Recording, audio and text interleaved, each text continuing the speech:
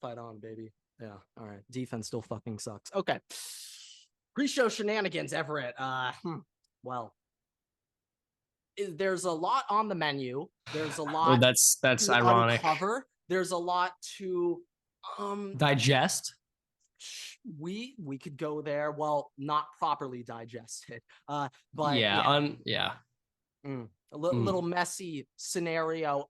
So our Clean up very in own, aisle 2, one could very say. own airline expert, Everett. Why don't you break down the which airline was it on? Please tell me it was United. Please tell me it was United. Somehow this happened on Delta. Okay. Yeah. Okay. Yeah. All right. Well, look, We've all seen yeah, everybody's seen. Everybody knows what we're talking about.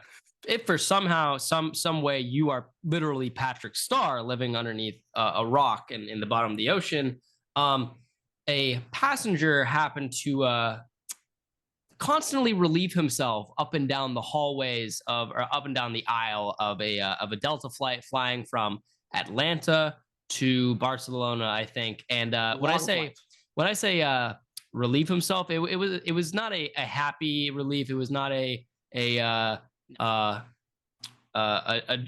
joyful, like, all right, I'm getting everything out of my system. No, this was liquid brown paste. Liquid death, yes, running up and down the aisles.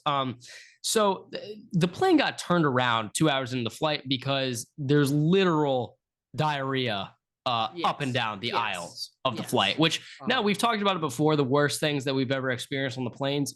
That might take the cake.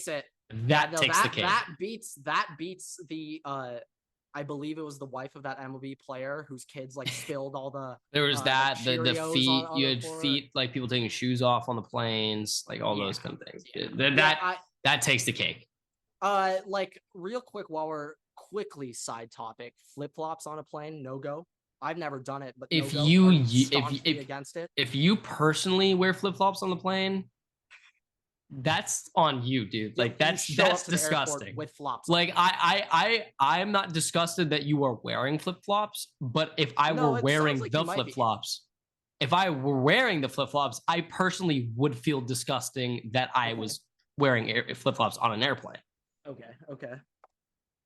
Yeah, not my move. I'm not the biggest flyer myself. I feel like, in terms of like the MLB unspoken rules, there are many unspoken rules of flying, which technically might not be illegal, such as having your kids spill shit all over, or laying your seat back, reclining your seat as well. Yes. Essentially is illegal. But if we're talking the scenario that happened there, and I was a passenger on that plane, real quick, we just got to break down. Why 2 hours into the flight? Why not? Okay, real quick. We got to bring up this part. Allegedly. Alleged, capital J journalism, allegedly. Allegedly, patient 0 was undergoing this medical horror story. Emergency. We'll call it an emergency. Emergency before boarding the plane, while literally getting to the boarding gate. So that means a Delta receptionist admitted patient 0 onto the flight, knowing the circumstances that were already unraveling fast and furious too. So the winds were blowing. So like, let's say that is true, and patient 0 did begin his treatment much earlier than when the flight took off. Then, in my opinion, that person should never be allowed on the plane.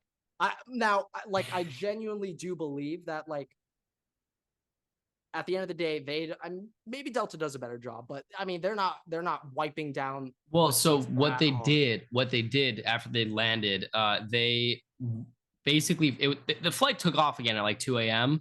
They were grounded for 5 hours. Apparently, they stripped the entire carpet off the plane, put in a new one, like probably like Lysol bombed the plane. Yeah. And they were like, yeah, it was cleaner than when we got on. But just if you're that dude, all right, if you're the dude who is having the relief incident, all right, yes. One, if you're him, when do you realize that you're fucked?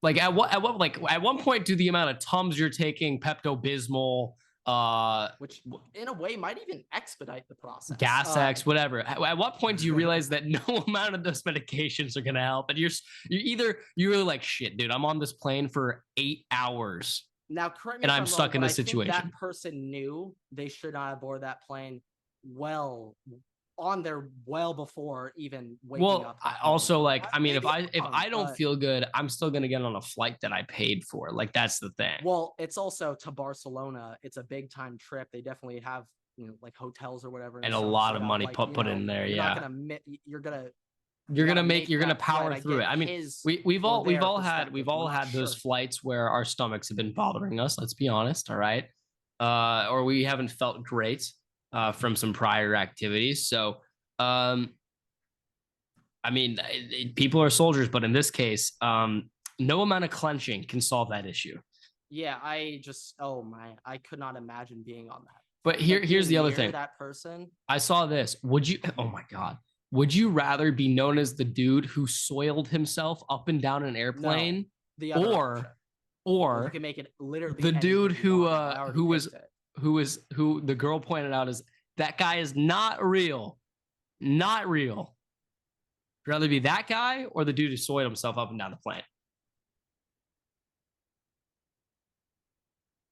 The other option, never the soiled option. Or I'll throw this one out. When our unnamed intern tells his tell-all story of his soiling incident on an airline, would you rather be in that situation? No, none of the above. This is a messy situation, and you know what? I think we had another section, but that's so much content that we can push that to next week. We also still need to investigate it a little more. Get the details. You didn't quite elaborate enough for me personally. I mean, I couldn't get much more details. I can't. I couldn't go and ask. Digging deep enough. That's saying a lot. I dug deep. You saw my inquiries I was making while it was literally happening. I'm thinking about this. So we'll reconvene. We'll come back. We'll come back to it. We'll come up with a more put together response to the allegations. Well, confirmations of what transpired in your classroom yesterday. Holy shit, literally. Okay, all right. What is going on, everybody? The wait is finally over. Waterboy faithful, it has been way too long. It has been since February. Okay, it is 7 months now. But today is probably the most important episode of the Waterboy podcast we have ever recorded, produced, and uploaded. Today it is episode 150. 150 strong, Waterboy faithful. Give yourself a round of applause. But the NFL is finally here. Our king, our baby boy, the savior is back. The NFL is here. So, in honor of the NFL, in honor of everybody's favorite Sunday activity coming back, we're going to keep the college football section as short as possible. Okay. There are 2 ranked matchups on the schedule this week. We'll only be talking about one of them. Number 11, Texas goes on the road to Tuscaloosa. Did I pronounce that correctly? Tuscaloosa, yeah. Goes on the road to Tuscaloosa to face the number 3 Alabama Crimson Tide. Rematch of last year, which, a little preview of the SEC now. This is now an SEC conference matchup beginning next year and moving forward. Bama opens as 7-point favorites at home. Now, Everett, when it comes to last year's game, if you remember correctly, that game was pretty damn close. Quinn Ewers looked pretty solid, got a little banged up. Texas looked pretty damn good, which makes a lot of people thinking, hey, they might be able to make some noise this year. A lot of people are predicting Texas to win the Big 12, which, hey, regardless of this game, that outcome's still very likely. But this is what I got to say. Jalen Milroe, I don't care. I like Bama to win and cover at home right here. I'm not saying they're going to smoke that. I think it's going to be a really tight game, maybe even a tie game at halftime. Texas might even have the lead. One matchup that's really interesting to me, though, is how the Texas O-line can hold up against Bama's D-line on the road in week 2. Massive challenge. A lot of people, including myself, ranking Texas in their top 10 offensive line groups. I like what they got going on. They got some big dogs. However, it's an Alabama defensive line. This is a different beast, okay? We're talking comparing offensive lines to a Georgia D-line and a Bama D-line here. And we'll see what happens. We'll see what plays out on Saturday, but I like Bama. I like Bama here. I don't care who the quarterback is. A lot of interesting matchups too with Texas's defensive line against Bama's O-line. Another thing, though, I want to point out, Texas, a lot of penalty problems. You can't have those on the road. You cannot have stupid penalties, shooting yourself in the foot, ending drives, letting the other team get a new set of downs. You can't let that happen. Got to fix up those penalties if UT wants to win. But come on, Everett, do it with me. Horns down. Remember that, everyone. Horns down, okay? Not quite there yet, but hey, Texas is on the come up. All right, Everett, let's go. All right, this is my favorite time of the year. We are finally getting back into the version of football that I know the most of, that I have been waiting for. It's the version of football that we all miss the most. Okay, you're not alone. Yeah. But this is, I know a decent amount about college football. I know a decent amount about the MLB. I know a decent amount about the NBA. I know minor amounts about the NHL. A lot about the NHL. Don't sell yourself short, Everett. You do this every time. It's water polo, right? You got it wrong, but it's okay. Damn it. Oh, no, it's actually lax. You got it wrong. I am a big lax guy. But no, this is the sport. This is the version of the sport. This is the pro sport I know the most about. So I'm very excited for this. We have a couple things that Grant and I really are going to break into today. This is a tradition of ours, albeit a 1-year tradition, but the end of this will most likely be us going through our playoff predictions, our Super Bowl predictions, our matchups for this week. We do it every single week. We'll be doing it through the entire season. Every single game, every single year. Grant and I pick every single game. Thursday morning, 9 a.m. before Thursday night football. We'll have the whole picks laid out. Another thing I just let's clarify this. Let me clarify this real quick. We are only choosing who we individually think will win a game. There's nothing else to it. All right. I have to say that for my own sake. Okay. We are only choosing. You'll pick the Vikings every week. And no. I'm not saying it for that reason. I'm not saying it for that reason. Okay. I have other reasons why I have to stipulate that we are only just choosing who wins. There's nothing else going on to it. All right. I just need to stipulate that. Oh, yes. Yeah, we're just picking. We're just picking the games. Team. All right. Who we think will win. Here. That's it. Nothing else. But before we get into that, all right. There are two big things that I just kind of wanted to address. Very minor. All right. Both are kind of related to the Vikings, at least the NFC North. Right. The last time. Here's a list for every team the last time they won an NFL game by 3 scores or more. All right. Okay. 2021, Titans, Colts, Ravens, Bucks, Seahawks, Cardinals, Broncos. 2020, Texans, Steelers, and Falcons. 2022, every other team not named the Vikings. In 2019, the Minnesota Vikings. The Minnesota Vikings are the team with the longest drought of winning a game by 3 scores or more. Last time that they did it was 4 years ago. So hopefully, and we talked about this before the show, Vikings offense, arguably top 3 in the league. All right. Vikings defense, arguably bottom 3 in the league. So hopefully they'll improve a little bit. So that way that margin of victory that was last year will be more substantial. And that will be able, because I mean, with the second worst defense in the league last year, the Vikings were pulling off wins, albeit comeback wins, 7-point margin wins, 1-score wins.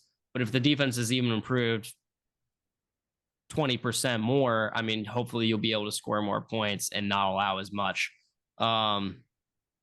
But the other thing, and I sent this to you, just want to shout out Packer fans out there. You are the only team in NFL history that has had a serial killer on its roster. Congratulations. If that does not sum up. Whoa. Caveat. The only team that signed at the time an active serial killer. Now, he was active at the time. He was in the process of serial killing when they signed him. Big caveat there. Big. I don't need to say anything else. Okay. Sorry. Yes. Active. Active. Let's clarify that. Active. Yeah. Gotta bring. Take a little step back. Take a couple steps back. All right. Yeah. Anyway. Yeah. Forgot about that guy. I'm not gonna lie. Yeah, big caveat there. At the time, he was already a murderer, and they signed him. Big Difference. But big difference. Well, on a brighter tone, hopefully, Jordan Love can be a murderer of the NFC North for years to come. All right. No, we don't. Okay, all right. Let's get to the week 1 predictions. Let's just get. Or do you have some more fun facts that you would like to disclose before we get into it? Well, I only had that one for the Packers, but other than that, the other thing that we had to kind of look at was probably Travis Kelce, if we want to talk about that. But honestly, that can happen. He's playing. He's not playing, but that can happen. That can happen when we go over our predictions. Would we rather do this week, or do we want to get through everything right now and then do the week? I think let's start with everything. I think we should start with everything, And so, by the way, you're going to go first for both of these. Both sets. Does winners go first? Winners from last year. Did it. Last year, winners are going first.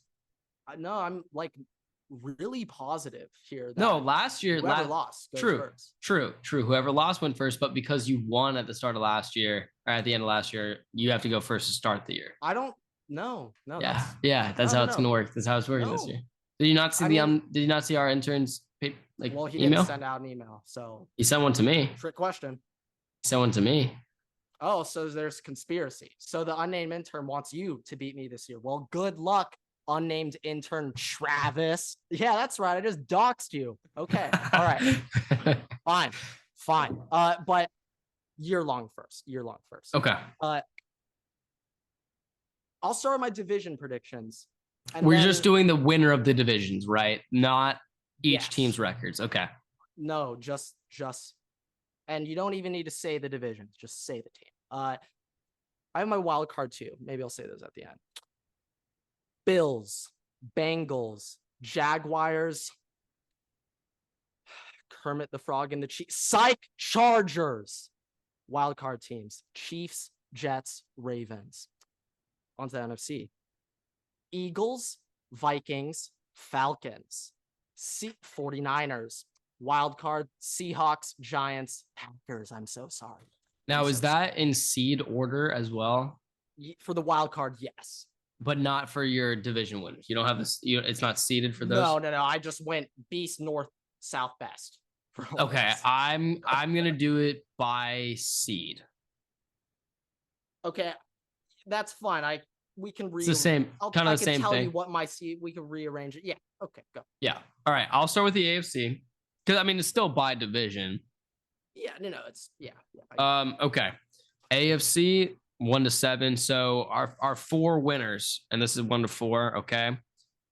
Bengals, Dolphins, Chiefs, Jaguars. Jaguars taking it this year, not the Titans. And then my 3. Who said the Titans were taking it? What?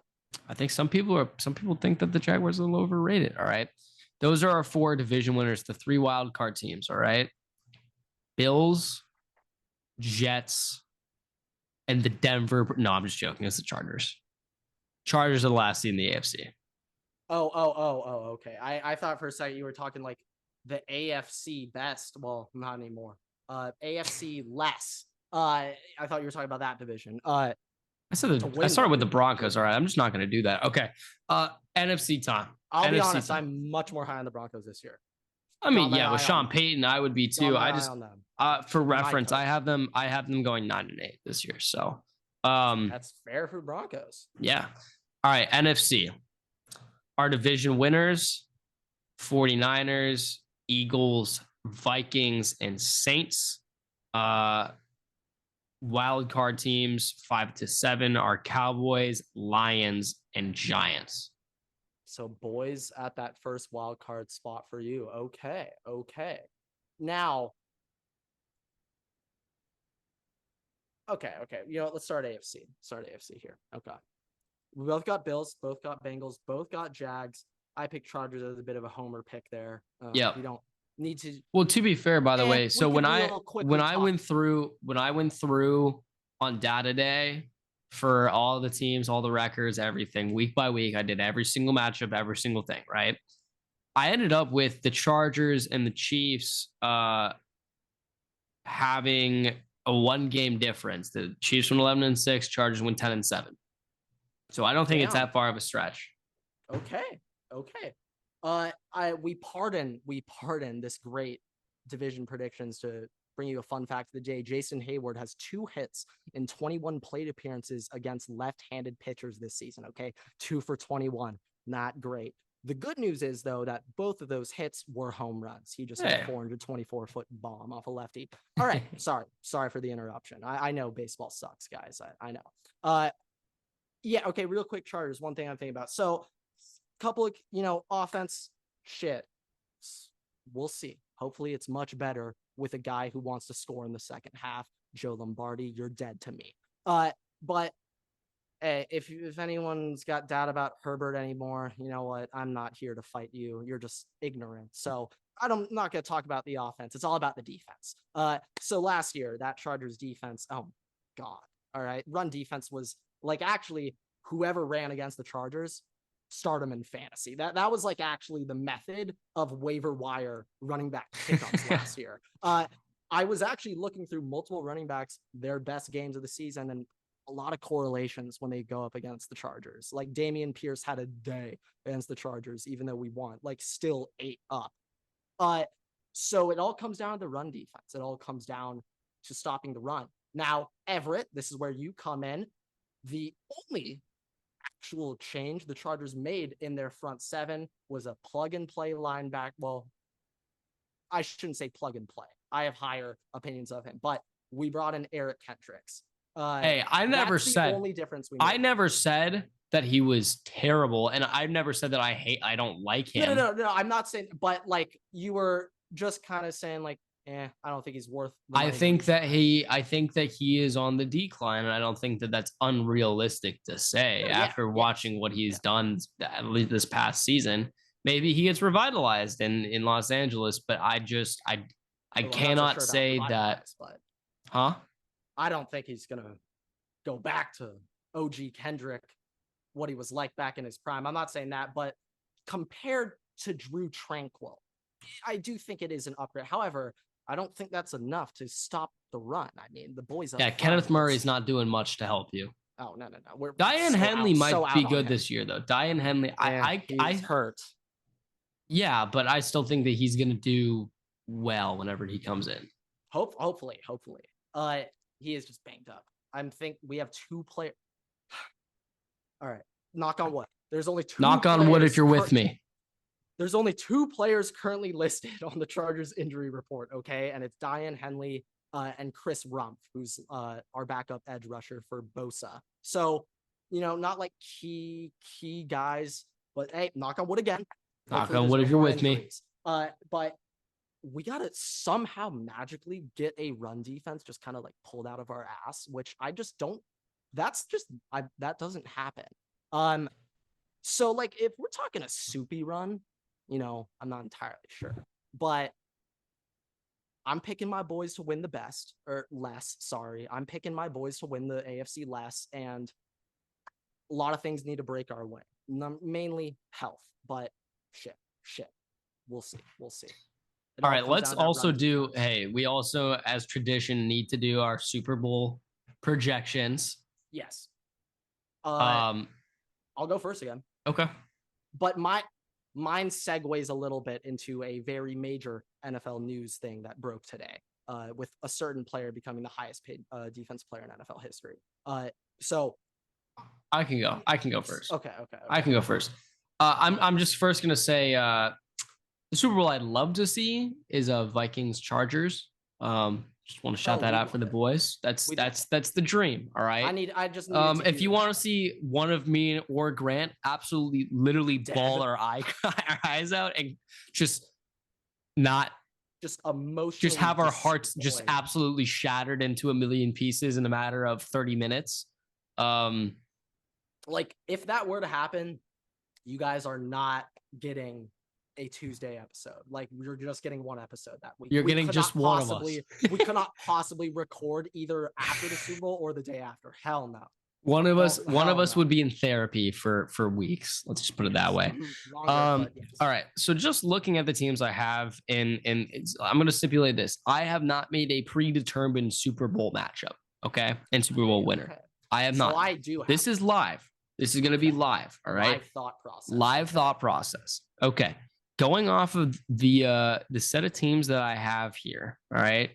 I think that the Super Bowl, the little soupy run. All right. 49ers for the NFC. I have high aspirations for them this season. 49ers for the NFC. Bengals for the AFC. All right, so I have the 49ers beating the Bengals, so I'll change mine. I'll change mine. I got you. No. So because hold on. That's genuinely what you thought. Let's stipulate this. Let's just stipulate this though. If the Bengals and the 49ers are the matchup, we both win. Okay. Sure. We both win. Sure. All right. Let's put it that way. Okay. I will also change to a secondary one. I will do 49ers. Throw in a little Jets action. Okay. Wow. Notable. Yeah, so I mean, I think the 49ers will beat the Bengals in Vegas, Super Bowl 54 this year on February 11th, 2020. Scoreline? What's the scoreline? You know what? I do not have that written out, but I could do that off the top right of your now. head. Off the top of your head. 27-20. All right, Waterboy Analytics, that shit. All right, everybody. Yep. Let's mark it. I'm going to mark it. Mark it, clip it.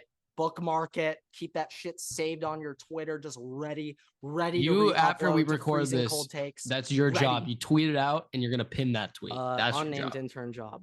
Well, yes, but he's putting this on me for. You're expecting great things from him. I don't know about that. So, okay. But back to the main subject. 49ers over Bengals, in my opinion, after seeing that Nick Bosa extension, which makes him the highest paid defensive player in NFL history, 5 years, $170 million, $122.5 million guaranteed. I'm under the impression that when guys get their money, they could play a little loose immediately afterwards. A little bit. Some guys, it could go the other way. Le'Veon Bell. Sometimes other things happen. But I believe that Nick Bosa, what I've seen with Joey Bosa and his dad, they're holdouts. I think Joey Bosa's held out twice. Bosa, I think, is also held out twice. Like, they want to get their bag, but now that they got the bag, it's just football now. So Nick Bosa is 26. Oh, God. I think so. Yes. Yikes. Yeah, I love the Niners. And also picking up Hargrave from the Eagles. Oh, my God. I love the Niners this year. Also, one thing I want to point out, I think that with a full off season, okay, knowing that McCaffrey is yours and Debo, I'm kind of feeling, I'm not saying Debo will ever go back to 2021 Debo with McCaffrey on the field, but I'm expecting to see some more creativity with Debo this season. I think the 49ers, terrifying team. I'm more looking forward to, I think Ayuk is going to have a breakout season. I know you know that, and I've said it on this podcast multiple times. I think Ayuk's going to have a breakout season. Yeah. I more so think Christian McCaffrey is going to show, like, we've seen, he's turned head. I mean, he's one of the best running backs, receiving utility men in the league, if not the best. Phenomenally. Right. Once he got to San Francisco last year. But I think, and we only saw him for what, a half season, no off season behind him, learning So that I think he is the make or break player in this situation. I don't honestly like. I still think that if they didn't have Debo, that most of this is still, it's fine. Yeah, I'm not really concerned. Debo, but that's to me, what I'm getting at, like, you also have a Debo. Yeah, but Debo to me also, if I'm the 49ers, like, I don't know if he got a contract. I don't know what's up with that situation, but he got paid with injuries and stuff. Like, he's not really like, he got paid. I'm pretty sure he's not really like the guy on that team to me. Well, he's not the determined now. Like 2021. I mean, Debo shit. I was just like, what the hell? No, yeah, and also if Debo doesn't get hurt, McCaffrey's not on that team. But I just don't think that Debo is all, like, he's just not. I think he's a little bit overrated. He's still fantastic, but I think he's a little overrated. Okay. Debo hate. All right. No, I'm not hating. I'm just saying I think he's a little bit overrated for what is. Like, I just one thing that I thought the other day, fantasy football-ish mindset. You know, I'm thinking McCaffrey. He has injury concerns 100%. Like, let's go get Eli Mitchell, even though he also has a million injury concerns himself. But in all honesty, if McCaffrey, we don't pray for injuries. He's one of my favorite players to watch. I don't want him to get hurt. But if that were to happen, 2021 Debo is back because they're not running inside zone with Eli Mitchell. Debo, line up in the backfield. We're running it with you. A gap, you got that shit. Go. Like, I've never seen a receiver. So how long was Debo out for last year? Because I don't think Debo really played. I think he was hurt like the whole year. Yeah. So it'll be, assuming he comes back, hopefully, I mean, just playing wide receiver, hopefully he'll be good. But I do think that Brandon Ayuk will take over the 1 spot this season. Well, if we're just talking in terms of wide receiver 1 and just being like, hey, that number 1 option, Ayuk is that already. And I do believe that he probably will have more targets than Debo as well. So I believe that he'll be the number 1 target in that offense, in my opinion. Behind Christian McCaffrey. I just think, though, that, McCaffrey's probably going to be 2. Yeah. I'd say McCaffrey's 1, then Ayuk. There's no way McCaffrey out targets Ayuk. If that's the case, then I mean, well, no. Like I'm saying, if you're looking, like if you're designing routes, like Christian McCaffrey's probably the player that you're designing the most routes for. I mean, to a degree, but sure. Yeah. Sure. I like they're gonna use McCaffrey. Don't get me wrong. McCaffrey's phenomenal. I think the Niners just. Let's also do. We did this last year, but let's also give a little outlook on our feelings for each of our individual teams here. Yeah, We'll do that actually. Why don't we do that when we break down the games for the week? That's the best thing. I didn't give my I also did not give my updated Super Bowl opinions. My bad. If we're not going to do Niners Bengals, as much as I hate to say it, Chiefs are going to win and they're going to beat the Seahawks. You have the Seahawks in the playoffs? The Chiefs beat it. Yeah, I have them as my number 1 wild card seed. I love Seahawks. Can you go? What's the NFC? What's your NFC again? So I could quickly just kind of do this in order to just do 1 to 7. Eagles, Niners, Vikings, Falcons, who record-wise, Falcons are like the 7 seed. But Seahawks 5, Giants 6, Packers 7. No Lions. No. I just feel like this might be the first time in my life that everyone is so hyped on the Lions, which is like, No, they were hyped up in like 2016 because they made the playoffs that year. And then they would shit the bed again the next year. But it's been a while. It has been a while. But don't forget, like when they had Calvin Johnson and Matt Stafford together for a while, like people were pretty high on them. And I do think it's very possible the way the NFC is looking, other than the top dogs, like very possible for them to get in the wild card. Don't get me wrong. But I have them going. Well, actually, here, fun fact: I have them tying the Vikings on record this season. Okay. The Vikings just hold tiebreaker, and that tiebreaker holds the difference between going 2-0 against them. Or do you get through on division record? No, I think it through on division wins.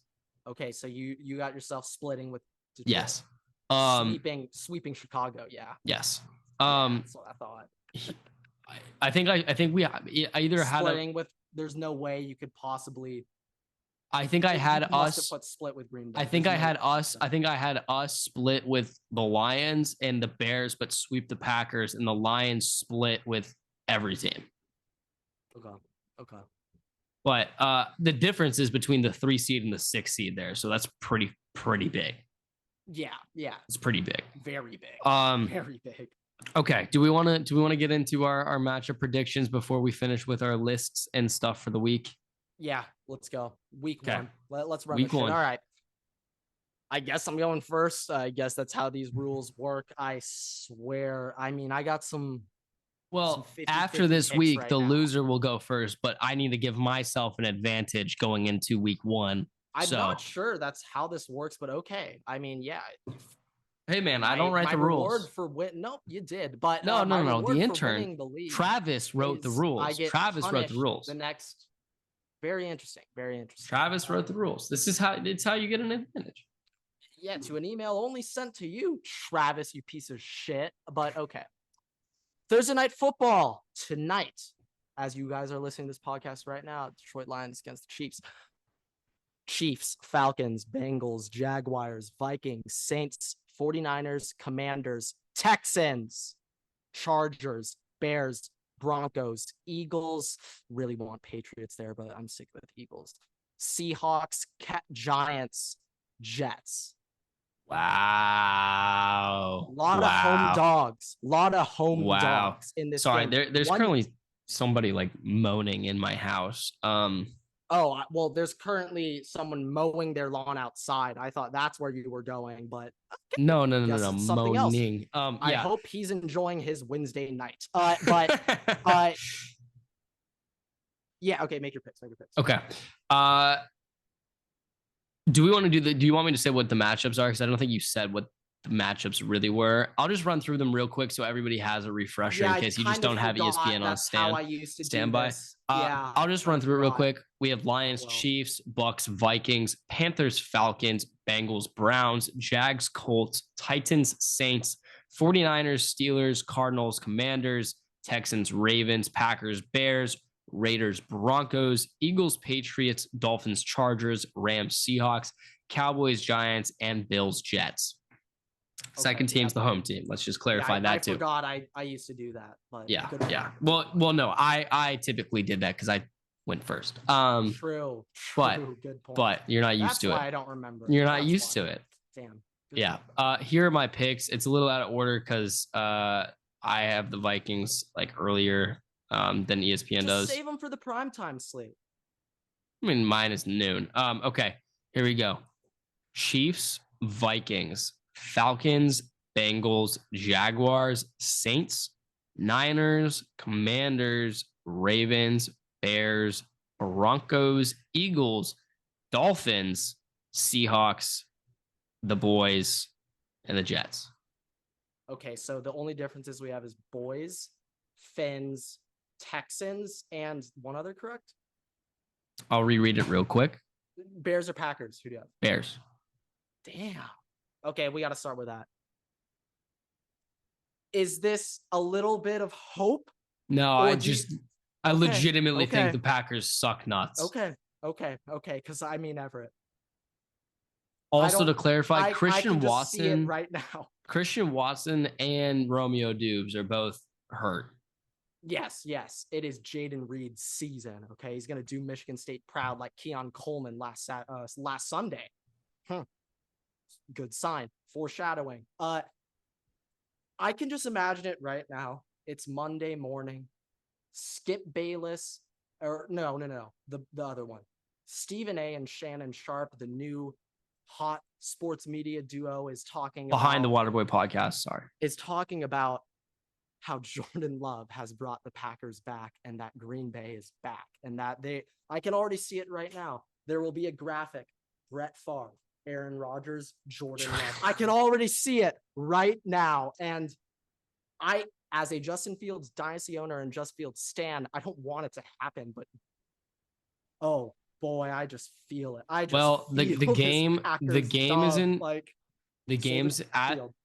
game's at Soldier Field. Which is this the last year at Soldier Field? No, I don't think they've confirmed renovations for the new stadium yet. The game's at Soldier Field. It's Jordan Love's technically second start, but we're gonna call it the first start. Call it the first. The Bears defense, I'd say, they've improved. They're pretty good right now on paper from the free agents that they signed. Improved through those measures, correct? And on paper, their offense has improved as well. Yeah, no longer rolling out Velus Jones and EQ. So yeah, so I would just say on paper, they both suck. But the Bears suck a little bit less. So you're telling me the under. Got it. Okay. I'm not saying anything. I know. I'm trying to put words in your mouth on purpose. Yeah, Packers, Bears. This game, this is what people are going to be talking about. That Packers-Bears game, whoever wins that, I swear, I'm going to call my shot now. That's going to be the leading, or Jets might steal the day. Yeah, so the graphics either going to be Brett Favre, Aaron Rodgers, Jordan Love. Yes. Or it's going to be, is Justin Fields the next generation of quarterbacks? Ooh, you're right. MVP watch? And no, literally, it's they will bring up how he was the most bet on player to win the MVP. That'll be going around if he wins that first game. So was Mitch Trubisky at one point. Oh yeah. Pretty much what I'm getting at is that's going to be the most overreacted to game. Both those teams suck. It doesn't matter who wins that game. That's kind of where I'm getting at. Kind of like the Colorado TCU game last week. Sorry, hate to say it, guys. Hate to say it, but those teams are pretty bad. All right, I was gonna say something worse. Another game that I'm really, really interested this weekend, and we both picked them, but Bengals at Browns. Now Deshaun Watson full offseason under his belt with Kevin Stefanski. We have our own opinions on him. But it's in Cleveland. Okay. I feel like the Browns always, or just any AFC North matchup. What is my rule about divisional opponents, Everett? Hard to beat them twice. No, throw everything out the window, okay? When it's divisional opponents, throw everything you've ever known out the window. And so I want to take the Browns here. I picked the Bengals. I'll stick with it. I can't change it now, but I don't want to take the Browns at all. I'm feeling Cleveland. I personally, like, as much as I would like to cheer for Cleveland, I do not think that they have made enough improvements to where that they're going to be a competitive team in that division, to where they are going to be able to be on the same par as the Bengals, to which I'll be giving my power rankings before the end of this episode. And you can tell that where I feel the Bengals pretty are high up there. Yeah, let's just say that. That's not a surprise. Them in the Super Bowl, so I mean. So yeah, I just even Deshaun Watson can go back to how he looked at the end of his Texans run, and I still do not think that they are on the same level as same the level. Bengals. Yeah. I still think if Deshaun Watson goes back, do I think that it can be a close game? 100%. I think it can be a close game. I think it's going to be close regardless. But I do not think that the Browns will come close to running away with the game to winning it. I don't think run away. I don't think. I think that the Bengals are like I said, it'll be a close game, but I do not see a way in which the Bengals are better. Don't get me wrong. I do not see a way in which the Bengals give this up. Okay. I would say Lions, Chiefs. We both picked Chiefs. Regardless if Kelsey plays or not, I'd still pick the Chiefs. It's going to be a high score. It's going to be a great game to watch, though. It's going to be a great game to watch. Wait. Also, I wish this game was in Detroit. I wish it was in Detroit, but it's in Kansas City, Super Bowl champs. They get a home game on Thursday night. That's how they do it. So, yeah, I also, I don't know. I feel like there was a time where they did the Super Bowl rematch in week 1. I think they do it at some point during the season, but it's no longer week 1. But there was a stretch where it was. Yeah. I also swear that week 1, every single Sunday night football is Cowboys at Giants or Giants at Cowboys. I swear and thank God we're back to normal, because it is Cowboys Giants Sunday night. Dolphins Chargers. I'm in a pretty big time matchup this week, so I guess we got to go over that, and I could kind of talk about my Chargers outlook. So, okay, last year when Dolphins played the Chargers, voodoo magic witchcraft occurred, and Michael Davis was clamping Tyreek Hill and Jalen Waddle. Now, I don't expect that to happen again. Okay, once again, voodoo witchcraft magic occurred that game. I still don't understand. If you remember, Tyreek Hill picked up a fumble for a 60-yard touchdown in that game. I do remember that game. Made absolutely zero sense. But this is my opinion on the Chargers, okay? We're fully healthy, okay? 2 players on the injury report. If we don't win this game, especially with all the Dolphins shit talking I've heard the whole offseason, and even going back 2 years ago, this Tua versus Herbert narrative that Tua is better than Herbert, I'm just saying, to the couple of Miami fans that actually watch a little bit of football, wow, you guys know how good your team would be if you had Herbert throwing to Tyreek and Waddle. Oh my God. NFL, now let's also say this. If that was the case, would they be a Super Bowl favorite? 100%. But what I will say is, even with Tua, that offense is still very lethal. Oh, no. it is lethal. Okay, Waddle and Tyreek. What the hell? I've never seen a combo and like that in my life. Tua is not like terrible. Okay, actually, sorry. There's only one other combo somewhat comparable to this, and that's Tavon Austin and Stedman Bailey at West Virginia. Shout out anyone and watching. Chris Carter and Randy Moss. Just saying. Well, I'm just talking speed. Oh, speed. And yeah. Now Chris Carter's my dog. That's Ohio State legend right there. Randy is blazing speed. Don't get me wrong, but it's just Tyreek and Waddle just known for literally just burners. Drop 15 dudes back to make sure they don't beat you deep. I mean, yeah, Tyreek Hill. I remember the clear as day when he ran up like 40 yards behind a dude when they were playing the Vikings. Don't want to talk much about that. Not great. Yeah. Yeah, but for this matchup though, we're going back at this last year. I remember week 2, it was Chargers versus Chiefs, and I was saying I think line play is going to matter a lot here. You were like, you're a moron. No one gives a shit about the line play for this game between Mahomes and Herbert, and you were correct. So now I'm going to take that same logic framework and mindset and apply it to the elite quarterback Tua Tagovailoa against Herbert. I don't give a shit about line play, okay? Is Mostert the running back for Miami, or is it a chain? I guess we'll figure out. We'll learn. We'll figure out. We don't Sunday. Know. Chargers also. Well, let's put it this way: it will be a chain. It will be a chain by the end of the game. Yes. Fun fact of the day: there has never been a time in holy shit, I already forgot his name. Raheem Mostert's career. He has never had more than 20 touches in a game in his NFL career. Just want to leave that out there. So it's not going to change this year. But anyway, back to the important stuff. Dolphins, Chargers. My concern is the run defense long term, but for this game, I don't care about the run defense. Okay, it's Michael Davis and J.C. Jackson's healthy, and my boy Zont is starting at nickel this year.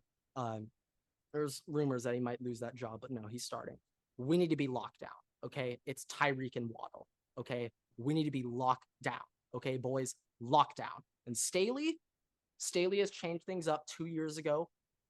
Chargers were bottom 4 in the NFL in calling man coverage. Last year, we were top 3 in the NFL in calling man coverage without J.C. Jackson, and that actually improved our passing defense efficiency by a notable amount. All right, so, I need to interrupt here real quick.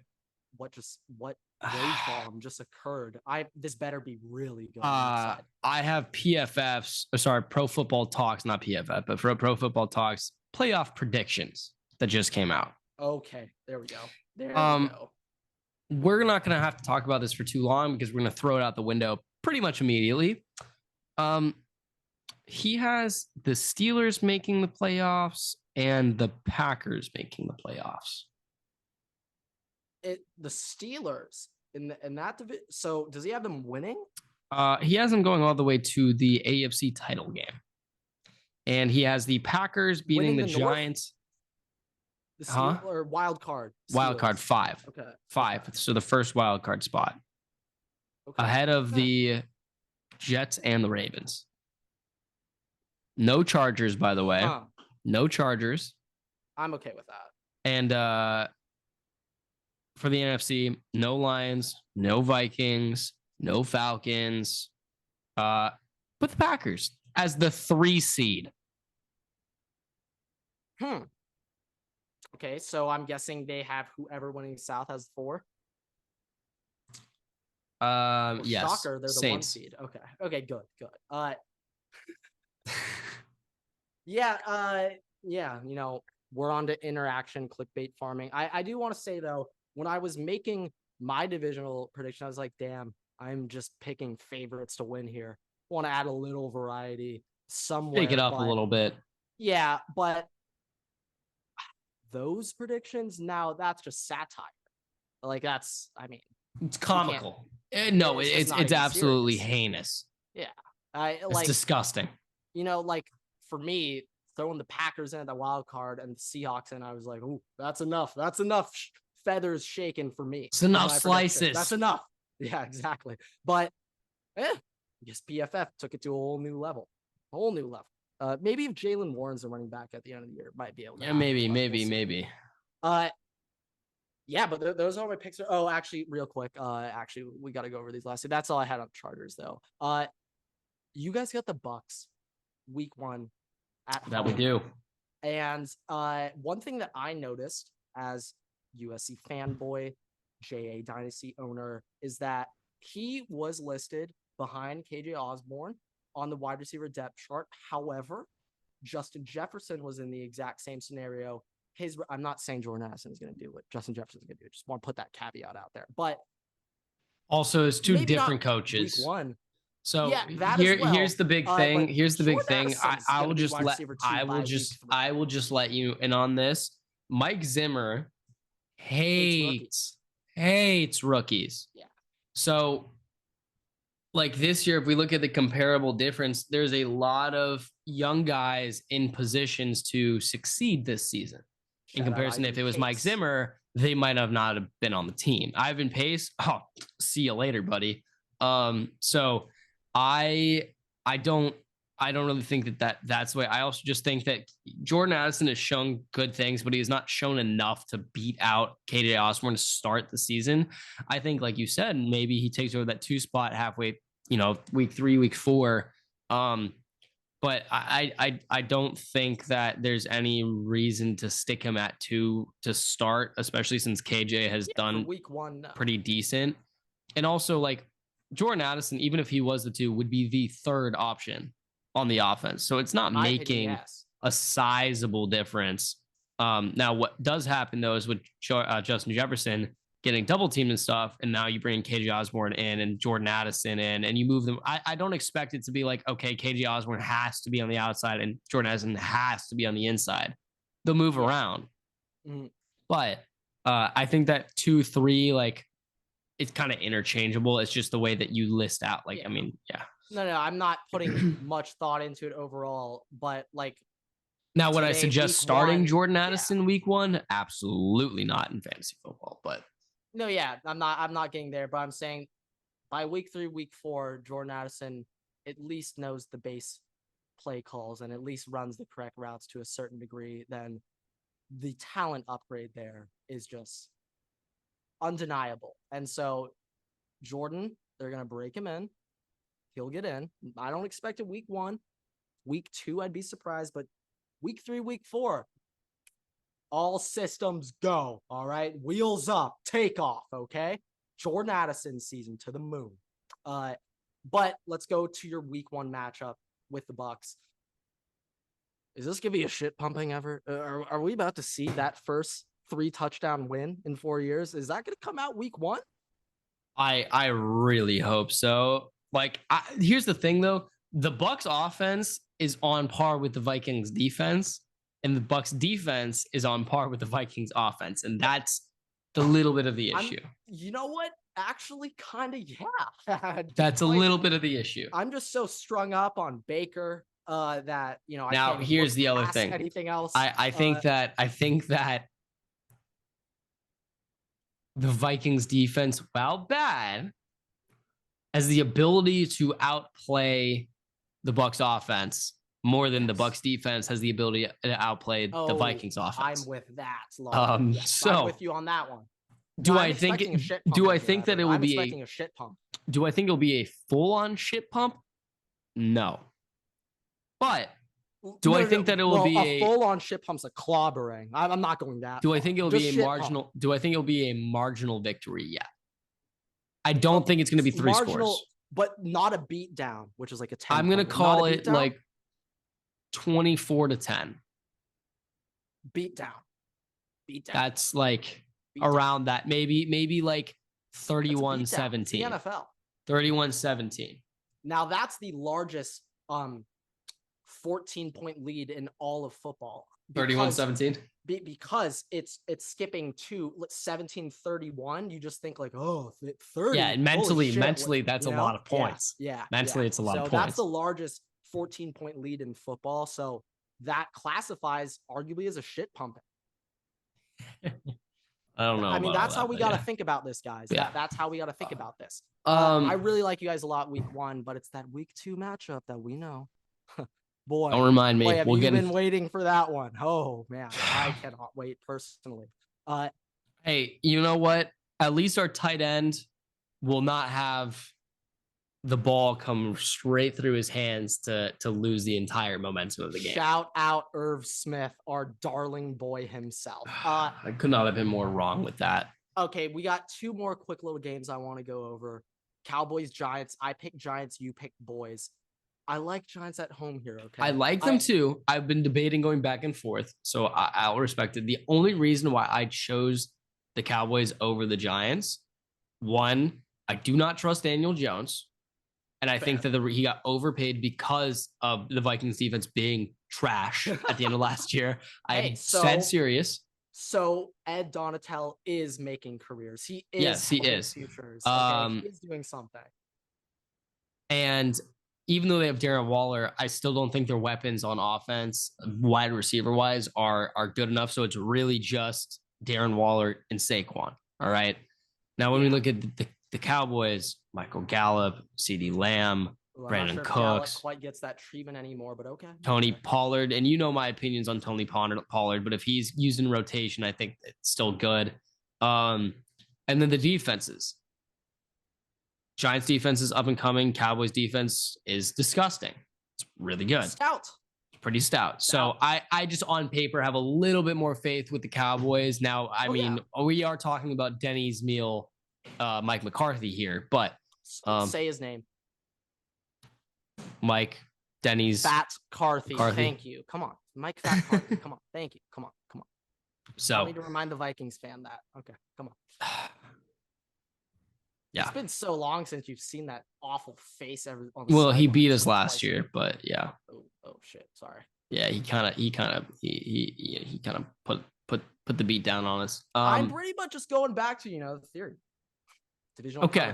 All right. Out the window. Let's get this last game done. We'll finish up with our list here. And we both picked Jets here, which means the Bills are going to shit pump the Jets on Monday Night Football. That's what that means. Oh, that's what that means. Great matchup for Monday Night Football too, by the way. Remember last year, the Bills shit pumped the Rams week 1. Absolutely. Yeah, the Rams also, I mean. I know, but at the time, everyone's like, yeah, Rams will probably win the West again, or Niners at worst wild card. I don't think anyone was saying Rams are going to have that awful season going into the year last year. True. I do think it's going to be a competitive game. I think it's either or. I think it's really any team's game. I don't really say that there's a favorite for this. I do just think that it's the first game in New York with the new team, with Aaron Rodgers, Garrett Wilson. I'm buying into the hype. I think if any time, any part of the year that all cylinders are going to be firing for Aaron Rodgers, it's going to be week 1 for this week. Yeah, I will say, hey, remember, Von Miller's not playing in this game. Hearing a lot of talks about the Jets O-line having problems. And in my opinion, after that Von Miller injury last year, now the Bills are deep, but they don't have a Von Miller replacement. Let's wrap up here with our list. What do you have?